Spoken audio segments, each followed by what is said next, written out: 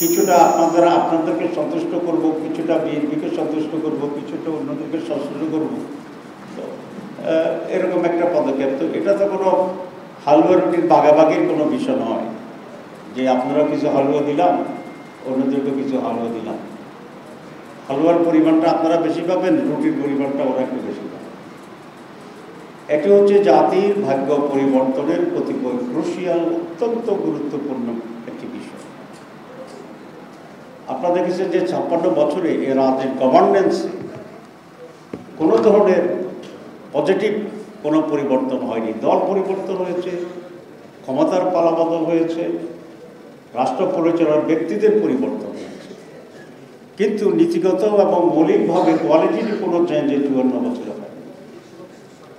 যারাই ক্ষমতায় গিয়েছেন তারাই প্রায় একই ধরনের দলীয়করণ, আত্মীয়করণ, আত্মীকরণ, লুটপাট, টেন্ডারবাজি, সাদাবাজি, নিজের দলদেরকে অবৈধভাবে সুযোগ সুবিধা দেওয়া, টাকা পাচার, নির্যাতন অপোজিশনের উপরে, এগুলো চলে আসছে। যখন আওয়ামী লীগ ক্ষমতা ছিল তখন অন্য দলগুলোর উপরে নির্যাতন চলছে, যখন অন্য কোনো দল ক্ষমতা ছিল তার বাইরের লোকদের উপরে কম বেশি নির্যাতন চলেছে। 54 বছর পরে এই ধরনের কোনো পরিবর্তনের আগে হয়, কিন্তু এবার একটি জনসম্পৃক্ত বা সকল মানুষের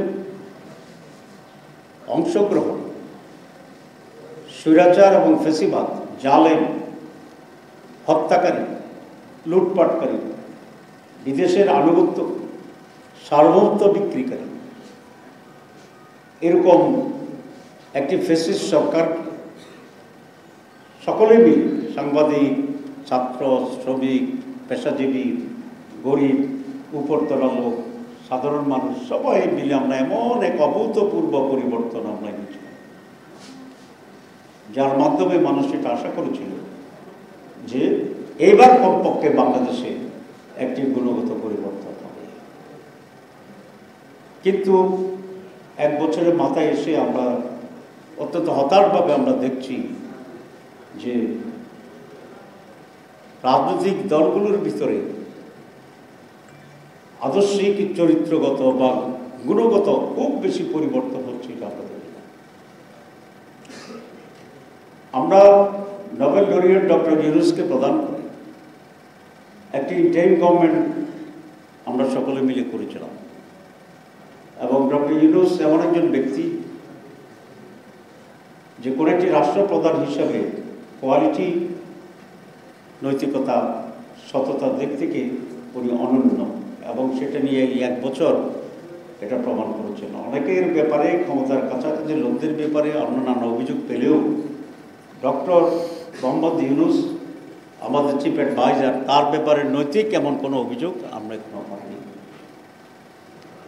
এবং আমি মনে করি যে উনি সিনসিয়ারলি 3টি কাজ করবেন বলে ঘোষণা দিয়েছেন, যেটা পুরানো কথা আপনারা জানেন।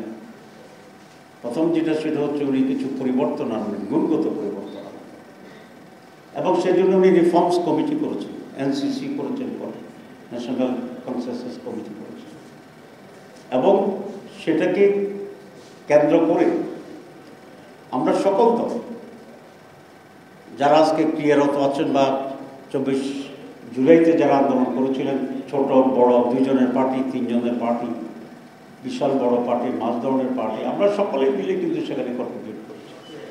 এবং সেই কারণে 31টা দল সেই কনসেন্সাস কমিটির মিটিংয়ে আমরা ইনভাইটেড ছিলাম, আমরা কাজ করেছিলাম। অনেকে আমাদেরকে মাঝে মধ্যে বলতো যে এমন দল নিয়ে আপনারা বসছেন যিনি তার সেক্রেটারির নাম বলতে পারেন না। আমরা বলছি এটা ঠিক হতে পারে আপনার বক্তব্য, কিন্তু উনি যদি একজনই হন একটি দলে, তো তিনি তো কিছু কন্ট্রিবিউট করছেন। সুতরাং জুলাই মুভমেন্টে একজনও, এক দলে একজন হইলেও যারাই কন্ট্রিবিউট করেছে, একটা স্লোগান দিয়েছে, কাউকে পানি দিয়েছে, আমরা সকলকে রিকগনাইজ করি। দেশের একটা সার্বিক পরিবর্তন আনার জন্য আমরা কিন্তু একটা সংস্কার কমিশনের অধীনে কয়েক মাস ধরে আমরা কাজ করি।